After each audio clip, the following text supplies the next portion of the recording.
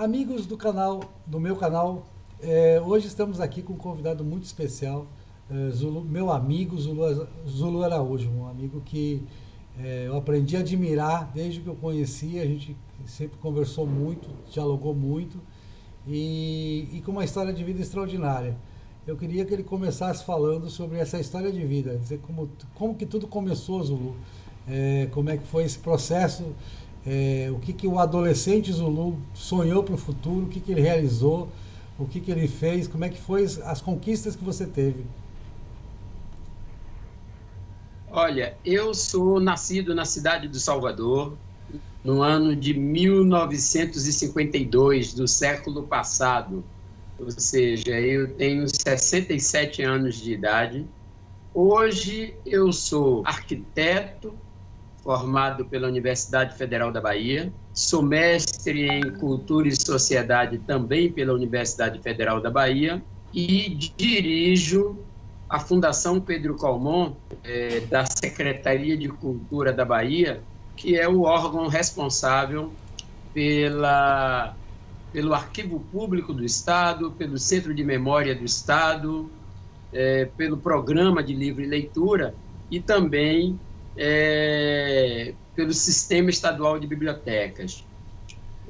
Veja bem, Aurélio, em primeiro lugar eu preciso agradecer ao convite que você me fez de estar aqui no seu canal, dizer que também considero você um amigo e, como tal, é que eu vou me pronunciar aqui.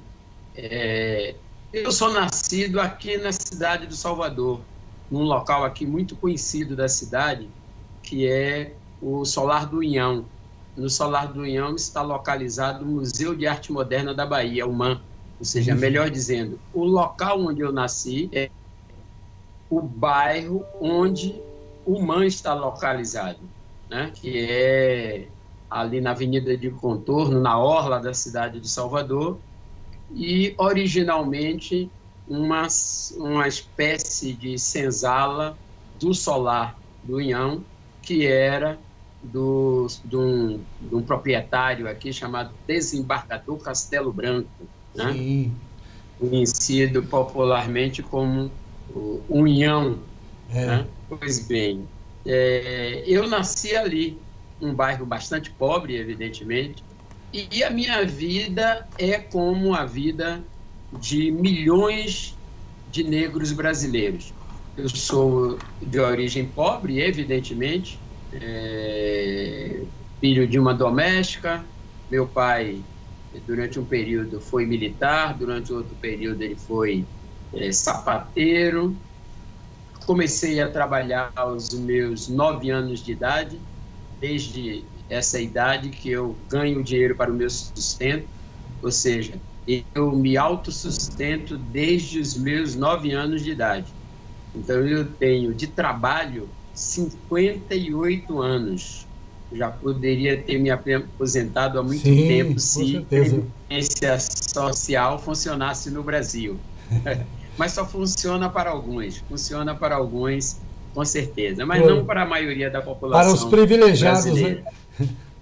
Para uns Exato. privilegiados. Então, eu tenho uma origem, eu faço questão de dizer isso para não parecer que é uma coisa exótica, que é uma coisa fora do comum. A minha origem é a origem da maioria absoluta da população brasileira. Negro, minha avó era alforriada, né? Minha avó Maria Domingas de Araújo, da cidade de Cruz das Almas, na cidade de Salvador, e tive a oportunidade, até por uma determinação muito forte do meu pai, de fazer do estudo a minha principal ferramenta, o meu principal instrumento para ter a mobilidade social desejada. Meu pai foi uma figura muito importante na minha vida, porque ele tinha provérbios, oriundo, evidentemente, da experiência de vida dele, que me foram muito úteis ao longo da minha vida. Uma das coisas que ele afirmava era que preto para ser gente tinha que estudar. E foi por aí que eu busquei o primeiro, digamos assim, mecanismo de enfrentamento de uma realidade extremamente dura, porque você começar a trabalhar aos 9 anos de idade significa você não ter infância, evidentemente, né? E assim é a vida de muita gente. E ainda por cima tem que ouvir de que baiano é preguiçoso, de que preto é preguiçoso, de que preto é pouco inteligente, enfim.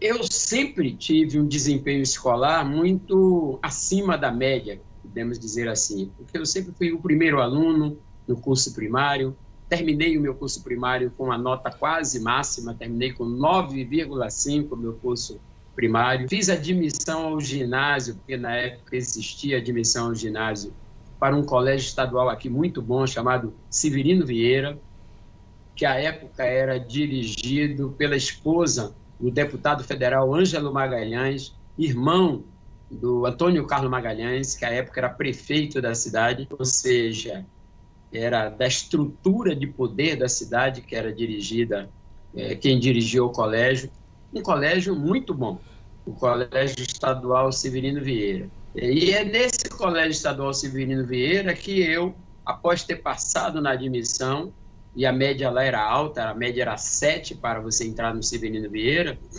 é lá que eu dou os meus primeiros passos no caminho, digamos assim, de uma formação mais intelectual. Porque lá eu conheci grupo de teatro, tinha um pessoal de teatro lá, 2 professores de teatro muito bons. Um deles era professor também na Universidade Federal da Bahia, que era Anatólio Oliveira. A outra era Ieda Petrovic, uma professora que era casada com um ator muito famoso aqui da época, Carlos Petrovic, que já é falecido. E essas 2 pessoas faziam um trabalho muito bom dentro do Severino Vieira em torno da cultura. E é a partir daí que eu tomo o meu primeiro contato com a área cultural.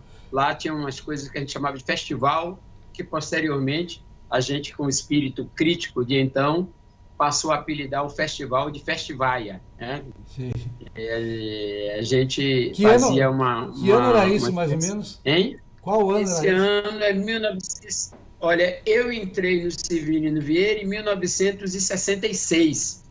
Então, e fiz lá os 4 anos secundários e 3 anos do chamado curso clássico, porque na minha época tinha um curso clássico e o científico. Então, eu entrei em 66, saí em 72. Então, esse é o período de 66 a 72. Era o período auge da ditadura militar no Brasil. Foi né? Tempo do AI-5 mesmo. Tempo do AI-5. Tempo do AI-5. Eu tomei contato, digamos, com a política estudantil, com o movimento estudantil, sem saber muito bem o que era, mas participando das passeatas contra a lei orgânica, que era o chamado Acordo McUsaid, que alterava a estrutura do ensino público no Brasil, tanto no ensino secundário quanto no ensino universitário. Então, a gente não sabia bem o que era, mas a gente sabia que ia mudar. E foi aí que eu conheci, digamos, de uma maneira mais dura e cruel, o que era a repressão. Eu me lembro que a minha primeira passeata, eu deveria ter uns 12 anos de idade, e eu acreditei naquilo que o governador de então dizia, de que a passeata não iria ter repressão, de que eram todos meninos, que estavam sendo mal encaminhados, que ele iria tratar com todo carinho, e chegou a afirmar que, no máximo, a tropa estaria com balas de borracha ou de festim para dissuadir qualquer ação mais, digamos assim, radical. E, no entanto, nesse dia, vários dos meus colegas foram baleados em pleno Ladeira de São Bento. Tivemos que fugir, nos esconder dentro do Mosteiro de São Bento, local que eu trabalhava. Eu comecei a trabalhar, volto a dizer, com 9 anos de idade, no Mosteiro de São Bento. Não, com 9 anos de idade eu comecei no Alfaiataria, chamava Alfaiataria Pinto, na casa número 12, na Ladeira do Pelourinho. Depois eu fui trabalhar na Editora Beneditina, que existe até hoje, ali na rua Cipriano Barata.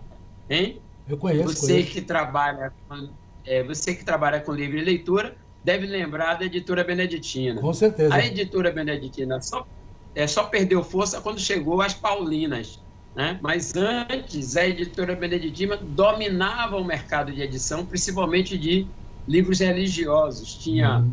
o Missal em latim, Missal em português, Missal dominical. Eu trabalhava nessa editora, chamava Editora Beneditina, e era um clandestino. E eles tinham um conjunto de meninos, uns 20 ou 30 meninos, que trabalhavam na editora de maneira clandestina, porque era proibido, mas trabalhavam por produção. Então, toda vez que tinha fiscalização da Justiça do Trabalho, eles escondiam a gente nos locais onde os padres ficavam, que era a chamada cela, né? Os padres Sim. ficavam nas celas. Então, eu estudava de manhã e trabalhava à tarde. Eu estudava de 7 horas da manhã até meio-dia, em 1 hora da tarde eu pegava na editora Beneditina e até às 5 da tarde. Então, dos meus 10 anos até 17 anos e 4 meses, ou seja, durante 7 anos e 4 meses eu tive esse trabalho. Saí da editora Beneditina aos 17 anos e 4 meses por conta da necessidade de fazer o alistamento militar. E aí eles liberavam a gente, que era para a gente não virar 18 anos lá e eles serem obrigados a nos contratar formalmente. Então a gente trabalhava esse período. Então eu trabalhei ao longo desse período todo. Eu tomei contato, digamos assim, com a vida mais real muito cedo, porque como minha mãe era muito pobre, meu pai separado dela, era o dinheiro que eu ganhava que ajudava na alimentação da casa. Então, eu trabalhava, ganhava o dinheiro, era eu que fazia as compras, era eu que ia na feira, e era ao mesmo tempo a pessoa que estudava. Eu gostava de estudar, eu gostava de ler. E tinha umas curiosidades interessantes, Aurélio, Sim. de como as consequências da escravidão no Brasil são graves, de como o racismo brasileiro se estrutura mesmo entre aqueles que são as vítimas. Desde os meus 10 anos de idade que eu tinha a mania de sentar na porta de casa e ler. E os vizinhos sempre passavam e alertavam minha mãe. Minha mãe, o nome dela chamava Dona Perolina, e diziam para ela: Dona Perolina, cuidado, esse menino está lendo demais, ele pode ficar maluco. Era assim que se tratava os jovens negros estudantes que quisessem estudar. Eles poderiam ficar malucos. Porque isso foi incutido na população. Do mesmo modo que foi incutido, se você tomar manga com leite, faz mal, se você beber leite quente, faz mal, que era a forma de evitar que a gente pudesse ter acesso a esses alimentos que estavam no processo escravista, Sim. evidentemente. Mas isso é uma coisa que é marcante na minha vida, porque eu nunca me achei maluco. Se a maluquice for no que eu me transformei, bendita maluquice. Mas eu nunca me achei maluco. Eu achava apenas, na época, eu apenas gostava de ler e gostava de estudar, né? Então, a minha juventude, eu diria a minha adolescência, ou seja, dos meus 10 aos 17 anos, é um misto de estudo e trabalho, sobretudo trabalho. E se eu não trabalhasse, eu não teria como estudar, porque eu tinha que comprar os meus livros, tinha que ajudar a casa, então era fundamental o trabalho. Então eu não tive uma adolescência típica, digamos assim, dos jovens de classe média, né? E no caso da classe média branca, porque eu volto a repetir, você vai me ouvir dizer isso muitas vezes. Isto não foi nem é nenhuma novidade para quem é preto e pobre nesse país. Então, eu não sou uma exceção. A minha exceção está no fato de eu ter sobrevivido. Sim. É isso sim que é a exceção. É o fato de eu ter sobrevivido e não ter caído nas armadilhas da marginalidade, da cadeia, do tráfico. Isso que é novidade. Mas estudar, trabalhar, passar necessidade, morar em local insalubre, enfim, isso aí é o que ocorre com a grande maioria do povo brasileiro. Então, esse meu... E isso estava muito determinado por essa coisa que meu pai dizia. que para ser preto a gente tinha que estudar. E também por uma outra coisa. Quando eu tinha uns 12 anos de idade, mais ou menos, minha mãe, ao estar separada de meu pai, quis que nós fizéssemos a primeira comunhão, porque meu pai era uma figura muito pragmática e ele tinha registrado todos nós, que para os dias de hoje isso não é nenhuma novidade, mas naquela época, registrar os filhos era um sinal de cidadania, certo? Porque você assumia a paternidade dos filhos. Só que o que se exigia na época, principalmente na Igreja Católica, era o batismo. E o batismo não tinha valor civil.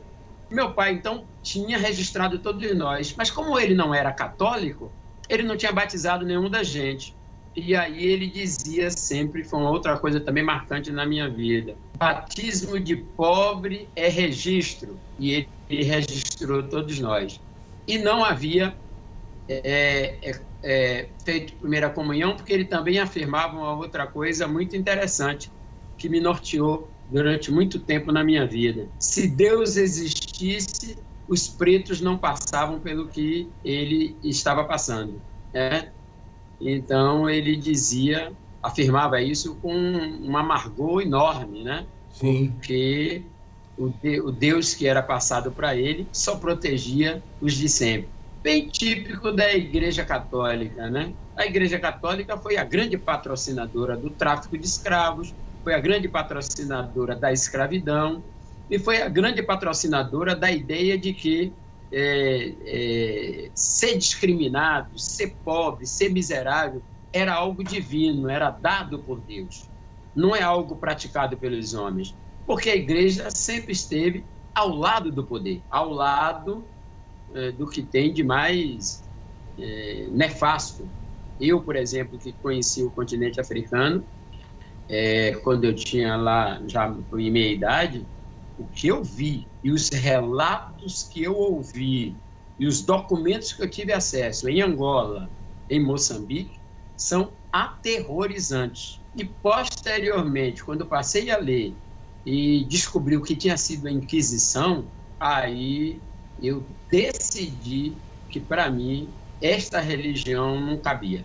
Não tenho absolutamente nada contra os católicos, porque não tenho nem mais idade para estar sendo intolerante do ponto de vista religioso. Não tenho nada contra os católicos, embora eles, ao longo da sua história, sempre tivessem contra nós, que somos de origem negra, e disseram que nós éramos descendentes de Cã, e como tal nós não tínhamos alma. Eles afirmaram que nós éramos sub-humanos, eles deram a justificativa de fé para nos escravizarem, eles foram coniventes com a tortura, foram coniventes com o assassinato, foram coniventes com o estupro, mas ainda assim, eu afirmo, religião é algo de decisão individual. Então, inclusive, existem muitos negros que são católicos, e não a partir da escravidão. Sei que tem negros católicos, por exemplo, no século XIV, século XV, sim, uma parte do Reino do Congo se transformou em católico ou se converteu ao catolicismo. Não só o Reino do Congo, mas o Reino do Congo aqui no Brasil chamada Irmandade do Rosário dos Pretos, em 1485, 1490. Exato. Então eu separo o que é o direito à religião daquilo que a instituição religiosa pratica. Porque as instituições religiosas, às vezes, têm papéis extremamente nefastos, como, por exemplo, os neopentecostais estão tendo hoje em dia no Brasil. Eles são o exemplo e a correia de transmissão da intolerância, do conservadorismo e, muitas vezes, do fascismo, né? E nós que trabalhamos e lutamos no movimento negro, bem sabemos disso. Então, isso não é um privilégio exclusivamente da Igreja Católica. Mas eu fiz apenas esse, digamos, passeio para poder dizer para você que a minha infância e minha juventude foi como a de milhões de jovens negros brasileiros. E no caso da Bahia, da maioria absoluta da população. E no caso de Salvador, mais ainda, porque Salvador tem algo em torno de 80, 83, dependendo aí da contagem, pode-se chegar até 85% da população de origem negra. Sim, você... Bom, eu não vou Você sabe que eu sou católico também, né? E sou assumidamente conservador, já conversei isso com você. Mas, de qualquer maneira, você tem... claro, a questão histórica, ela coincide. Por exemplo, a questão do Reino do Congo, das Irmandades, do fato das ordens, tanto jesuítas quanto beneditinos, quanto franciscanos, tiveram escravos no Brasil, né? Participaram, no caso dos jesuítas, participaram do tráfico de escravos em Angola. Não nego isso, acho, mas gosto que você respeite, né, essa questão da questão individual, né? Mas o foco aqui é você, Zulu. E você já imaginava fazer faculdade? Como é que foi isso? E você falou do teatro, você atuou no teatro e como é que continuou essa militância cultural também depois? Veja bem, fazer a universidade foi uma consequência, digamos assim, do meu desempenho no ensino primário e médio. Foi uma consequência, porque eu fui, se eu não me engano, o primeiro membro da família a chegar até a universidade. No meu bairro, eu me lembro que quando eu passei no vestibular, foi feita uma festa no bairro onde eu nasci, no Solar do Inhão, porque naquela época tinha-se o hábito de fazer, raspar a cabeça dos calouros, o trote. Não era esse trote violento de hoje em dia, era um trote que você passava tinta, raspava a cabeça, fazia pedir pedágio, coisas desse tipo. Então, no Severino Vieira, ao fazer teatro, eu me encontrei com algo que eu gostava muito, que era a área cultural. Eu cheguei a fazer no Severino Vieira uma espécie de teatro típicas estudantis, né? E fiz o papel, inclusive, numa peça chamada O Gonzaga. E, claro, quem era o escravo? O neguinho aqui, né? Fiz o papel de escravo. E Joir Brasileiro, que é membro de uma família tradicional aqui na Bahia, fazia o papel do feitor, do senhor de escravos, né? Eu também participava dos festivais, mas como eu nunca tive talento para cantar, eu sempre ficava na organização, o que me levou posteriormente a virar produtor cultural e posteriormente, o que eu sou hoje, gestor cultural. Eu fazer arquitetura foi fruto, na verdade, porque meu pai queria, já que eu queria ir para a universidade, meu pai inicialmente queria que eu fosse militar e chegou a me inscrever num concurso para fuzileiro naval. Eu passei no concurso, nos testes escritos, né? Nos testes teóricos, eu passei nele todo, mas eu nunca quis ser militar. Eu já tinha um trauma do militarismo por conta do movimento estudantil, por conta de ver o que os militares, no meu entendimento, faziam com os estudantes da época. Então, o que é que eu fiz? Eu faltei ao psicoteste. E o psicoteste era eliminatório. Então, eu não passei. Por conta disso, meu pai... Isso eu devia ter 15, 16 anos. Meu pai levou um tempo zangado comigo, mas muito zangado mesmo. E disse que, a partir dali, eu que comandasse a minha vida. Eu devia ter 17 anos. Né? E aí, eu fui para a universidade fazer... E o que é que me influenciou? O padre Leste Maia, Paulo Leste Maia. Paulo Leste Maia, ele foi aqui do Mosteiro de São Bento. E ele era o que hoje a gente chama de retratista. Ele era, na verdade, um artista plástico. Mas como não havia na Europa artista plástico, arquiteto, estava tudo no mesmo campo. E ele era daqueles artistas que fazia mapas belíssimos em perspectiva, né? Aqueles mapas antigos. E eu ficava vendo ele na editora beneditina, porque primeiro eu fui dobrador, né? Dobrador é aquele que, você que trabalha com livro, sim, o livro você sabe que ele sai impresso numa folha grande. Exatamente. Então você dobra ele, hein? Hoje você dobra na máquina, mas naquela época você dobrava a mão. Até há pouco tempo. Posteriormente você... né? E você costurava. Sim. Aí você tinha o dobrador, o costureiro e aquele que fazia o acabamento. Quem fazia o acabamento eram os mais refinados, que aí você já era um artesão de fato, porque era livro por livro que se fazia o acabamento, para ficar bonito, tinha livro capa dura, enfim. Pois bem, eu era dobrador, e aí eu ia muito ver o padre Paulo fazer aqueles desenhos. E isso foi que me influenciou a eu fazer arquitetura. Por quê? Porque meu pai queria que eu fizesse direito. Eu não queria fazer direito porque eu achava que aquilo ali era um negócio, era muito, para mim, era muito posudo, usar paletó, usar gravata, naquele momento, 17, 18 anos, em que a juventude negava tudo isso, eu envolvido naquela história do Severino Vieira, não queria ser advogado, não queria. Mas meu pai queria ter um doutor na família. E aí eu resolvi fazer engenharia mecânica para poder virar doutor, porque engenheiro também era doutor. Na semana da inscrição, o pai de um amigo meu, que é amigo meu até hoje, Carlinhos Cor das Águas, o pai dele chamava Seu Carlos. Carlinhos é meu amigo. Carlinhos é nosso amigo em comum, você sabe. Cor das Águas, meu amigo desde os 13 anos de idade. Então, eu conheço o Carlinhos, tenho 67, eu conheço o Carlinhos há 54 anos. Pois é, o pai dele, a gente estudando o vestibular, a gente fazia pré-vestibular num curso chamado Politécnico. Eu fazia apenas 2 matérias, porque eu não tinha dinheiro para fazer o curso completo, e era eu que pagava. Então, eu fazia 2 matérias, eu fazia matemática e português. Eram as 2 matérias que eu fazia no pré-vestibular, no cursinho de pré-vestibular, que você podia fazer por matéria. Aí ele disse, Carlinhos ia fazer arquitetura, e ele disse, você faz engenharia mecânica, por que você não faz arquitetura, rapaz? Você gosta de cultura, faz arquitetura. E aí, eu influenciado pelo padre, e com o pai de Carlinhos dizendo para eu fazer arquitetura, eu mudei. E aí coloquei arquitetura como primeira opção e engenharia mecânica como segunda opção. Olha, eu era estudante de uma escola pública chamada Severino Vieira. Sim. E passei no vestibular de primeira, como se dizia na época. Sabe por quê? As minhas notas máximas não foram em matemática, física e química, que tinha peso maior no vestibular. As minhas notas máximas foram em história, geografia, biologia e português.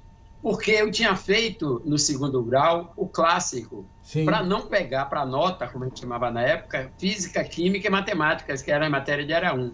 Fiz vestibular de área 1, mas tirei uma nota altíssima em biologia, altíssima em história, histórias que eu quase fiz 100 pontos, altíssima em português, e que compensou as notas, digamos, médias que eu tirei em matemática, física e química. Passei no vestibular de arquitetura.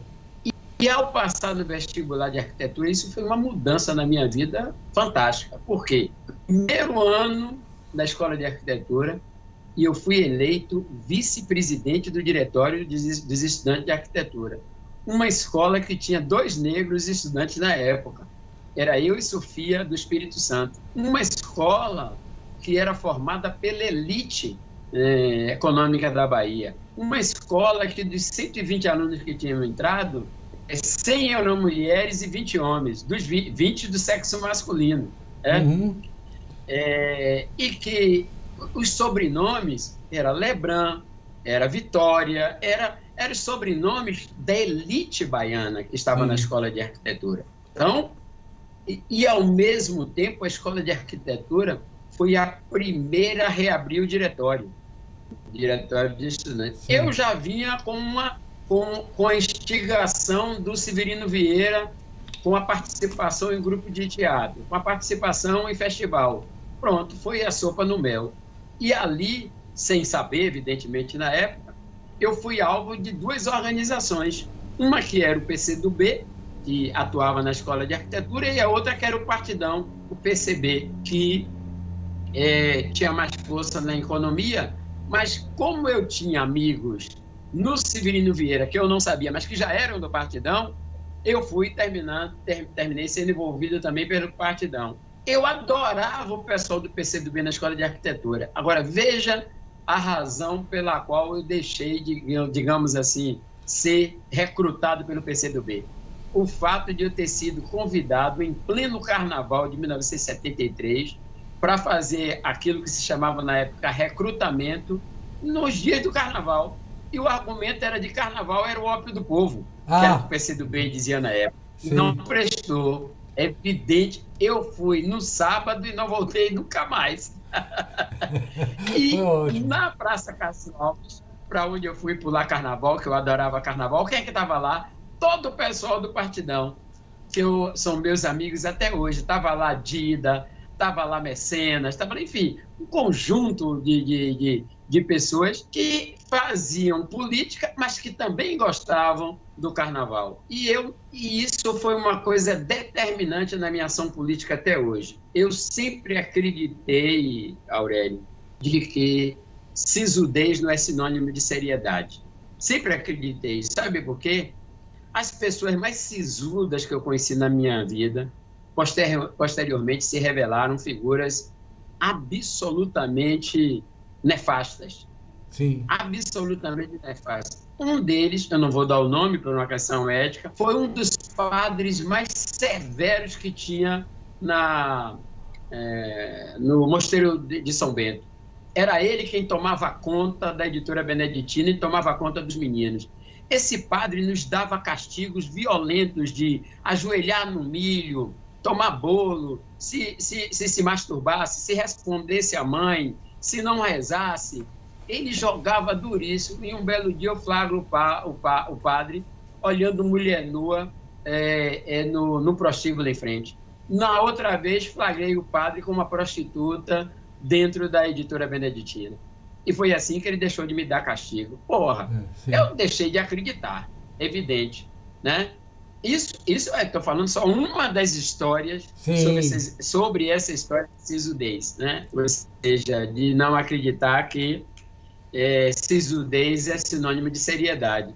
Então, a cultura era um caminho que eu podia brincar, que eu podia me divertir. Na escola de arquitetura, por exemplo, eu e essa turma, eu, Carlinho Cor das Águas, Beto, Catatal, e vários dos artistas hoje aí, Durval Leles era da Escola de Arquitetura, Marcelo Brasil era da Escola de Arquitetura, Diana Pequeno não saía de lá, tinha uma turma, Bem-vindo Siqueira andava lá direto, tinha uma turma de pessoas que fazia política e trabalhava com a cultura. E aí eu descobri a censura, porque para a gente fazer um evento na Escola de Arquitetura que chamava-se Mostra de Som, a gente tinha que ir no Departamento de Diversões e Obras Públicas, que ficava na Polícia Federal, Sim, era ali na Cidade Baixa. Federal. Você sabe quem era o censor? Um padre, Padre Pinheiro, um padre da Igreja Católica era o censor. Esse padre me deu muito trabalho, viu? E era um padre com as características típicas, né? Tipo sisudésimo, mas não deixou de ter filhos. Sim. Aliás, teve um monsenhor aqui em Salvador, conhecido, né? Que tinha 6 filhas e era monsenhor da cidade. Então, nada contra, volto a repetir, os católicos, mas a Igreja Católica, ela inspira a hipocrisia de uma maneira muito, digamos assim, intensa para ficar eu não vou entrar nessa polêmica com você, que senão a gente vai desviar do nosso foco. Eu quero chegar... Eu me interesso nessa questão... Eu não tenho como tangenciar coisas como essa, porque são coisas da minha vida. A gente está falando da minha vida, então eu estou te dizendo de coisas que encontrei e que, ao mesmo tempo, não me fez eu ficar intolerante. Sim. Não me fez eu ficar anticlerical. Isso é exatamente. Não importa também a forma com que isso se deu. Não, né? Claro. Então, eu estou, na verdade, revelando para você como é que essa relação se dá e, ao mesmo tempo, a gente tendo que aturar a discriminação, considerar que ser discriminado é coisa de Deus, considerar que o racismo é coisa que você não deve enfrentar, considerar que a miséria e a pobreza é coisa de Deus e, ao mesmo tempo, descobrir que não é coisa dos homens, é coisa de quem deseja manter privilégios e continuar tranquilo. Isso é fundamental a gente dizer, né? Porque senão fica parecendo que foi um milagre, né? E não foi um milagre, até porque eu não acredito em milagre. Mas voltando ainda à escola de arquitetura. A escola de arquitetura me deu eu diria assim, regra e compasso. O Partido Comunista Brasileiro me deu a razão, digamos. O Partido Comunista Brasileiro me ensinou a raciocinar, organizou as minhas ideias de indignação. Eu era indignado, eu era uma pessoa, como se diz, rebelde, literalmente rebelde. Eu não levava desaforo para casa. Eu ganhei o apelido, que virou meu nome, Zulu, por conta exatamente dessa minha rebeldia. Eu era magro, ou seja, não era um negão, né, de 2x2 que pudesse, digamos assim, impor temor pela minha dimensão física, mas eu nunca tive medo. Então, eu virei Zulu porque tinha um rei chamado Zulu no continente africano que tinha características iguais às minhas e que era brigão também. E aí, quando descobriram que existia esse rei num filme chamado África Deus, que passou aqui na Bahia, eu terminei ganhando esse apelido por conta dessa minha disposição para o enfrentamento de situações adversas, né?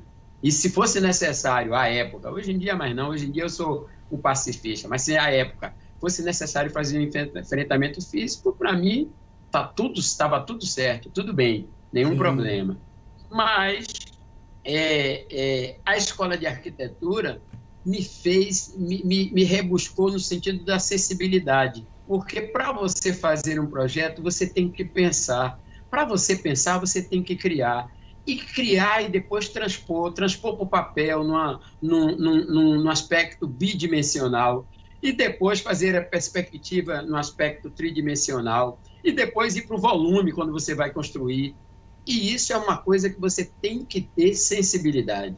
Não dá para você ser arquiteto sem ter sensibilidade. É impossível. A arquitetura me deu isso, com teoria da arquitetura, com ética, com estética, né?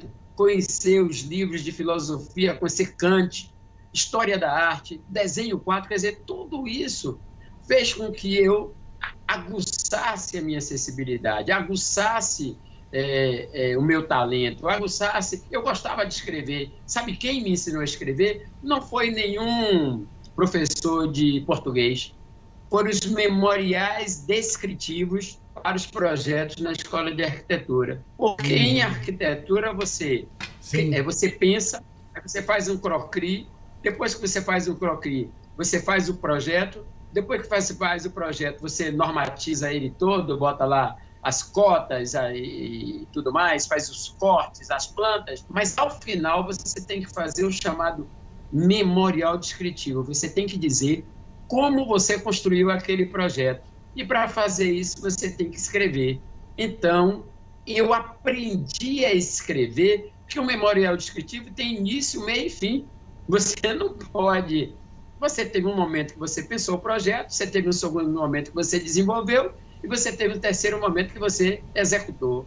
E isso é, na verdade, um texto, né? Então, a arquitetura me deu isso, além de ter me dado relações, contatos, amizades, que me são caras até hoje. Eu tenho muitos amigos na área da arquitetura. E, claro, eu também era uma novidade naquela escola, porque eu não era da origem de 99% dos estudantes da escola de arquitetura. Eu era o único estudante naquela época que era office boy. Eu era office boy no atividade paralela. 20 anos eu trabalhava, eu saí, assim, quando eu fiz 18 anos, eu tive que sair da gráfica. Editora Benedito. E aí fiquei naquele limbo, fazendo bico daqui, bico dacolá, até que a professora Ieda Petrovic, que era minha professora no Severino Vieira, me arrumou uma vaga de office boy no Banco do Estado da Bahia, porque o pai dela era diretor, o irmão dela era diretor do Banco do Estado da Bahia, Hilton Rodrigues. Então, com 20 anos, eu fui ser office boy. Agora, você veja, eu era estudante de arquitetura e office boy no Banco do Estado da Bahia. No Baneb, no antigo Baneb. E passei, Aurélio, por situações, digamos assim, que me marcaram para o resto da vida. O diretor ele se chamava José Newton de Oliveira Cardoso. Ele era irmão de um almirante da Marinha do Brasil. Ele era pró-ditadura no sentido literal da palavra. Pró-ditadura. Racista até o último fio de cabelo. Ele era loiro de olhos azuis. Ele era diretor do departamento de cadastro do Baneb, que era o departamento mais importante, DECAD. Eu fui ser office boy nesse departamento. Todas as vezes que chegava algum cliente importante no banco que ele recebia para fazer o cadastro, ele me designava para servir o cafezinho e abria a reunião na minha entrada com o cafezinho dizendo assim: o Baneb, este departamento é tão bom que o servidor de cafezinho daqui é estudante de arquitetura. Uhum. Ele fazia questão de dizer isso, todas as vezes. Isso foi tão marcante na minha vida que eu, depois que saí da condição de office boy, aí eu passei no concurso interno para auxiliar de escriturário, depois passei no concurso interno para ser escriturário. Quando eu passei no concurso para ser gerente de segunda classe, se não me engano, na época, eu resolvi dar uma virada na minha vida. Eu saí de férias em janeiro de 1977 e voltei ao banco 20 anos depois para pegar minha carteira do trabalho. Eu tinha uma carreira exemplar dentro do Baneb. Eu ganhava todos os prêmios dentro do Baneb, como assiduidade, por desempenho, por pontualidade, tudo eu ganhava. Eu, seguramente, se fosse ser gerente, hoje estaria muito bem de vida, porque na época o banco pagava 18 salários anuais. Eu chutei tudo para cima por uma razão. Eu solicitei a ele que me fizesse a transferência quando eu estava no 2º ou 3º ano de arquitetura para o departamento de patrimônio do banco, porque lá tinha um arquiteto chamado Luiz Humberto, que está vivo até hoje, e lá se fazia os projetos das agências bancárias no estado. Como eu estava no 2º ano, era 3º ano, eu já estava na área de projetos, fazendo planejamento 2, 3, que já era área de projeto. Então eu juntaria, era bom para o banco e bom para mim. Ele não permitiu. Ele disse que eu fizesse a escolha, que preto eu tinha que escolher entre trabalhar ou estudar, que eu estava querendo luxo. Sim. Eu ouvi isso do diretor. Então, eu voltei 20 anos depois. Então, eu era esse cara que era estudante de arquitetura, era office boy no Baneb, e fazia movimento estudantil, aí já em 75, filiado ao Partido Comunista Brasileiro na clandestinidade. Sim. Tanto que quando eu fui preso em 77 na reorganização do Diretório Central dos Estudantes na Bahia, o policial lá na delegacia disse o seguinte para mim, ele disse: você não tem vergonha na cara não, rapaz? Além de preto, você é subversivo, comunista? Eu vou lhe mostrar como é que se faz isso. Ou seja, em qualquer território que a gente ande nesse país chamado Brasil, o racismo se faz presente. É impressionante. Seja na área política, seja na área acadêmica, seja na área do mercado de trabalho. Ou seja, é por isso que hoje eu tenho a consciência de afirmar com absoluta tranquilidade, Aurélio, de que o racismo é uma questão estrutural da sociedade brasileira. Sim. Ele organiza a economia do Brasil, mais do que isso, ele organiza as relações sociais, as relações econômicas, as relações humanas, se a gente pudesse sintetizar tudo, o racismo estrutura as relações humanas no Brasil. E quem quiser, qualquer um preto que deseje ser cidadão, não pode esquecer isso. Porque no momento que ele esquece, tem um racista que o fará se lembrar da maneira mais dolorosa possível. Né? Mais dolorosa mesmo. Então, você tem que estar alerta todo o tempo. Bom, Não, então, é aí que você vira produtor cultural? Quando é que você vira produtor cultural? Você disse que foi produtor cultural. eu viro produtor cultural na escola de arquitetura, produzindo inicialmente, de maneira absolutamente amadora, as chamadas mostras de som e os eventos na escola de arquitetura. Uhum. Como eu era o cara que não cantava, não sambava, não tocava, né? Não tinha esses talentos, eu organizava. E aí, organizando primeiro esse mostra de som, depois festa de São João, depois, enfim, o que era para organizar era comigo mesmo. Aí eu organizei o primeiro show da minha vida, que se chamou Cor das Águas, que é o show que dá nome a Carlinhos, Sim, que sim. hoje é Carlinhos Cor das Águas. Era um grupo de estudantes de arquitetura e eu e Mulu, que não tínhamos os talentos, resolvemos ficar na parte da organização, que na época a gente descobriu que chamava produção. E eu gostei desse negócio. A partir daí, pronto, eu passei a organizar as festas do partido, eu passei a organizar baile de carnaval, e aí fui não crescendo, até ir bater em 1986 na Secretaria de Cultura, no governo de Valdir Pires, secretário José Carlos Capinã, e eu fui indicado pelo partido na época para ser diretor do Departamento de Intercâmbio da Secretaria de Cultura. E ali eu consolidei esse trabalho meu na área da cultura. Porque quando eu saí de lá, eu tive dois caminhos. O primeiro, eu fui ser produtor de Lazo, porque era um cara que eu Sim. gostava pra caramba, mas achava uma absurda a forma como a carreira dele era desenvolvida, e fui ser também, depois, diretor do Grupo Cultural Olodum. Aí no Olodum eu me realizei. Por quê? Porque no Olodum foi o primeiro local onde eu ganhei para fazer produção. Ali eu me profissionalizei, eu ganhava um salário para fazer a produção, além de ser diretor da entidade. Em que ano E você entrou como diretor da no. entidade, Em que ano você entrou no eu Olodum? entrei, Desculpa de eu entrei interromper. no Olodum em 88, 89.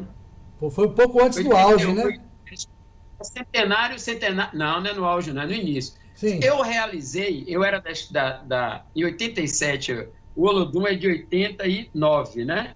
No Olodum é de 79. Eu No interior. realizei o primeiro show profissional do Olodum, que foi realizado em Brasília. Eu era diretor do departamento de intercâmbio, contratei o Olodum e paguei um cachê, porque na época não se tinha o hábito de pagar cachê a bloco afro. Sim. Você dava casa, comida e roupa lavada, como se dizia no popular, que era casa, comida, ou seja, era transporte, comida e cachaça. E a gente pagou um cachê para ir participar do FLAAC, o Festival Latino-Americano de Arte e Cultura, lá em Brasília. E eu me apaixonei pelo Olodum, porque apesar de eu conhecer já o Ileaê desde 1973, eu tinha uma birra com o Ileaê, que era o fato do Ileaê adotar a política da cor da pele. Eu nunca fui muito adepto ao racialismo. Para mim, até porque eu tinha muitos amigos no Partidão que eram brancos e eram antirracistas, e eram figuras que combatiam o racismo igual a mim. Conheci figuras históricas, tipo Fernando Santana, tipo Ana Montenegro, enfim, figuras Sim. combatentes, inclusive vários deles que foram para o continente africano, para Angola, para Moçambique, como cooperantes, lutar nas guerras de libertação de lá. E eram brancos. Então, eu não conseguia entender por que era a cor da pele que tinha que definir a entrada num bloco. E o Olodum surge como essa grande novidade. O Olodum vem dizendo o seguinte: se você é antirracista, um Estado assinava antes de entrar, você não podia ser racista. Se você não gostasse de preto, você não entrava lá. Mas Lógico. você não precisava ser negão. Né? Uhum. Aí, e o Olodum, pronto. No Olodum eu me encontrei. E no Olodum eu desenvolvi um dos melhores trabalhos na área de produção, na área de direção. E tenho o maior orgulho de ter sido diretor no Olodum e de ter contribuído para o Olodum ter se transformado na maior entidade negra do Ocidente. E tendo a cultura como ferramenta de luta, tendo a cultura enquanto instrumento de conscientização, tendo a cultura enquanto instrumento de valorização. Ou seja, juntou a fome com a vontade de comer. Sim, você ficou no Olodum até quando? Você pegou o auge, o auge do Olodum é, é os anos 1990, né? Eu fiquei uns 10 anos no Olodum, Uhum. depois o Olodum buscou caminhos, tivemos atritos, evidentemente, o sucesso que o Olodum teve gerou atritos em vários de seus dirigentes, vários saíram, eu fui um deles à época, hoje eu voltei, estou como conselheiro do Olodum, mas aí eu fui cuidar da minha vida, montei uma empresa de produção e foi a melhor coisa que eu fiz, porque, em certa medida, aquilo ali foi um sinal de que minha contribuição naquele momento estava esgotada, porque eu acreditava num caminho mais, digamos assim, cultural e social, e a maioria queria um caminho mais comercial, porque as pessoas precisavam disso, hoje eu entendo, né? Precisavam disso. E o caminho comercial era um caminho que inevitavelmente levava para esse lado corrupto da área da cultura. Não tem para onde correr, ainda mais na Bahia. O jabá corria solto aqui. Corria? Eu acho que ainda corre. Viu? Não Não sei, posso afirmar porque não estou sei de fora nada desse disso. mercado. Não, desconheço. Eu também não sei, hoje em dia eu não sei. Mas na época, 30 anos atrás, eu posso lhe afirmar, corria assim. Né? Comigo e com você, Então, no que nós trabalhamos juntos, nunca aconteceu, né? não, não É, é isso. E aí então eu era um entrave, eu era muito duro nessas negociações. Tinha radialistas que me odiavam, diziam que comigo não tinha jogo, que eu sim. era quiabo duro, enfim. E eu achando que estava fazendo o melhor dos melhores. Mas eu não me arrependo de nada disso, acho que dei minha contribuição. E é aí que eu dei o meu salto de qualidade na minha vida. Por quê? Porque eu saí do Olodum, montei uma empresa, chamava-se Cidade Livre Produções Artísticas, e com essa empresa eu realizei o evento mais importante que a comunidade negra realizou nos últimos 30, 40 anos, que foi a celebração dos 300 anos de Zumbi dos Palmares em Alagoas. Ali nós conseguimos, eu trabalhei na época com algo equivalente a 2 milhões de reais. Foram 570 mil dólares à época. Se Sim. você multiplicar por 5 É, hoje, eu dá sei. 2 milhões e meio de reais. Né? Uhum. E fizemos um evento com 56 atrações, com figuras com bandas como o Olodum, Cidade Negra, Luiz Melodia, Grupo de Angola, o Quilano do Quilo, Grupo do Uruguai, Balé de Angola, artistas do Brasil inteiro foram para lá. Foi uma semana de atividades em Alagoas, que teve presente o presidente da República, o ministro da Cultura, Francisco Verfó, o ministro dos Esportes na época, que era Pelé, e a gente juntou 50 mil pessoas no estado de Alagoas. Uhum. 50 mil pessoas para celebrar os 300 anos de Zumbi dos Palmares. Qual o resultado disso? Isso em 1995. Sim. Qual foi o resultado disso posteriormente? Em 2002, eu sou convidado por Gilberto Gil, ministro da Cultura, para integrar a Fundação Cultural Palmares. E ali na Fundação Cultural Palmares eu consolidei a minha trajetória na área cultural. Eu sou o diretor mais longevo da Fundação Cultural Palmares. Eu fiquei 4 anos como diretor e 4 anos como presidente da Sim. Palmares. Sou o único que tem 8 anos lá. E aí eu conheci o mundo via a diretoria e a presidência da Palmares. Eu estive em Angola, Moçambique, Guiné-Bissau, representei o Brasil na CPLP durante 7 anos, que é a Comunidade dos Países de Língua Portuguesa. Sim. Estive na África do Sul, no Senegal, no Benin, fui até o Timor-Leste, né?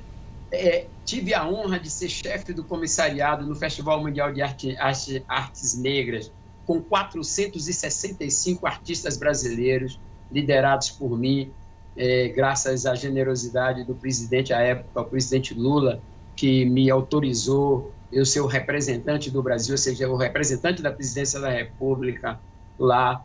Na Palmares eu coordenei a Conferência dos Intelectuais da África e da Diáspora aqui na cidade de Salvador. Você deve ter participado aqui em 2006. Sim.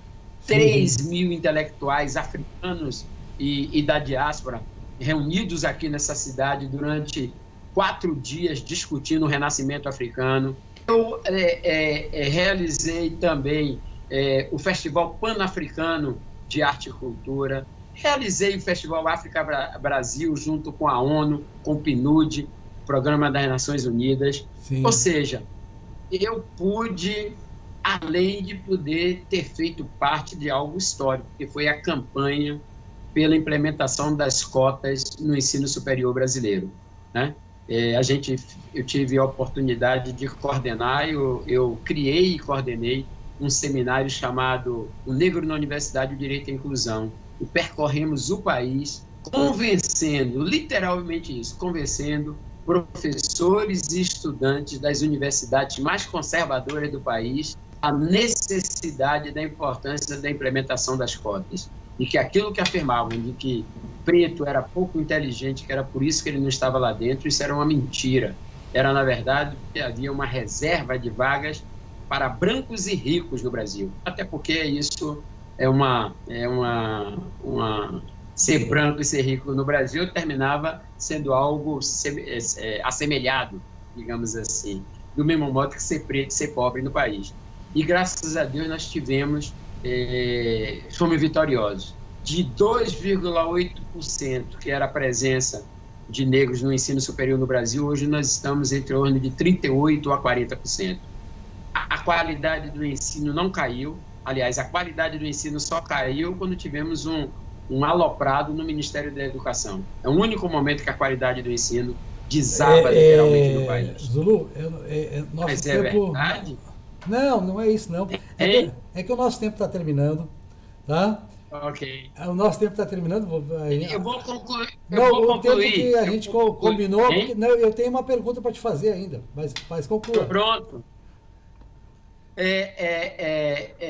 Eu estou te dizendo que tenho orgulho por conta disso. E hoje não caiu a qualidade do ensino, não caiu a qualidade dos estudantes. Os estudantes cotistas têm desempenho igual ou superior aos não cotistas, e hoje nós fizemos minimamente justiça social com a implementação das cotas. Então, a Palmares foi para mim, e eu agradeço sempre que posso, publicamente, a duas grandes figuras. O primeiro, o ministro Gilberto Gil, que eu tenho orgulho de dizer meu amigo e meu ídolo, Gilberto Gil, e o outro, um companheiro de luta de muitos e muitos anos, que é o Juca Ferreira, né? Um preto e outro branco, mas os dois com o mesmo compromisso na luta pela democracia racial, na luta pela democracia política e na luta pela igualdade social e racial. Então, isso foi muito importante para mim, a minha presença na Fundação Cultural Palmares. Antes de encerrar... Chico, fazer a pergunta final que você disse que queria fazer. Eu quero te fazer uma pergunta egoísta, né? Porque a minha área... Pronto. Você sabe do meu interesse máximo, né? Porque eu escrevo livros de história e tal. Acabei de publicar a História do Brasil Vira Lata. Você sabe, você inclusive participou do lançamento, né? Na biblioteca lá, da Biblioteca Pública da Bahia. O Arquivo Público do Estado da Bahia. Você tinha me dito há um tempo atrás que começou um processo de digitalização lá, que é de disponibilização desse arquivo, desse acervo fantástico que é o nosso Arquivo Público do Estado da Bahia. Como é que está isso? Me dê notícias. Olha, isso está muito bem, Aurélio. Nós já deveríamos ter reaberto o Arquivo Público, porque fizemos uma obra no Arquivo Público, um investimento de 3 milhões de reais para adequar o espaço físico que estava deteriorado, para que a gente pudesse realizar esse trabalho de digitalização. Nesse sentido, nós fizemos um convênio com os Mormons e fizemos um convênio com a Biblioteca Britânica. Então, nós já temos hoje, por exemplo, digitalizado todas as obras raras do Arquivo Público do Estado da Bahia, está em ponto de bala para ser disponibilizado. Do mesmo modo que nós temos 538 mil documentos digitalizados numa parceria com os Mormons, também para ser disponibilizado via o sistema Atom, né? Mas não estamos podendo fazer isso por conta da pandemia. A pandemia nos impediu de reabrir o Arquivo Público e poder colocar à disposição da sociedade esse acervo magnífico e maravilhoso que o arquivo possui. Mas, com certeza, assim que nós saiamos dessa pandemia, uma das primeiras atividades da Fundação Pedro Calmon, que eu tenho a honra de dirigir, será pôr à disposição dos pesquisadores, dos estudiosos e da sociedade baiana, eu diria que da sociedade brasileira. Sim. Esse acervo que já Não, está vai além do digitalizado Brasil, né? e Vai além do começar Brasil. um novo projeto de digitalização, porque esse, lamentavelmente, ainda é uma parcela pequena digitalizada. Sim. Nós temos coisas magníficas no Arquivo Público do Estado da Bahia que precisam ser digitalizadas. Agora, claro, digitalização é caro, e sendo caro, num processo de crise como o que estamos vivendo, ela se transforma em algo mais difícil. Então, a gente tem que fazer parceria com os setores privados. Eu espero poder reativar novas parcerias e dar prosseguimento a esse trabalho. Tenho certeza, acompanhe seu trabalho, que você faz isso com competência, eu tenho acompanhado. Desde 2015, a gente tá junto nisso, né? Tá sempre conversando e reconhecimento. A gente tem diferenças, evidentemente, né? Você usa muito o termo conservador, eu me considero conservador. Eu sei que você diz no sentido que não é o meu sentido, né? Mas isso a gente pode se entender em outra conversa que a gente se encontra. Eu quero te agradecer, Muito Zulu, bom. te Eu quero agradecer também agradecer. e te deixar a palavra final, lógico. Fica à vontade. Não, eu quero agradecer essa oportunidade. Esse diálogo que a gente está aqui, que a gente está tendo aqui, é uma prova de que é possível pessoas com ideias distintas, com Exatamente. posições políticas distintas, com visões distintas de mundo e de sociedade dialogarem. Nós somos, apesar de termos ideias distintas, somos civilizados, somos seres humanos civilizados, né? Então, não vejo nenhum problema nessa distinção. Talvez essa distinção até aguce de parte a parte a nossa reflexão. E é isso que eu sempre tento fazer quando encontro com você. Sobretudo porque, independente dessas divergências, independente dessas posições distintas, eu tenho em você um amigo. E tendo em você um amigo, não vejo por que a gente não possa dialogar. Então, mais uma vez, agradeço essa oportunidade e espero que esse meu depoimento possa contribuir para o trabalho que você está realizando. Toca a zabumba, que a terra é nossa. Maravilha. Muito obrigado, Zulu. Vou encerrar aqui, mas os próximos encontros virão. Ok. Abração. Abração para você, então. Tchau. Tchau.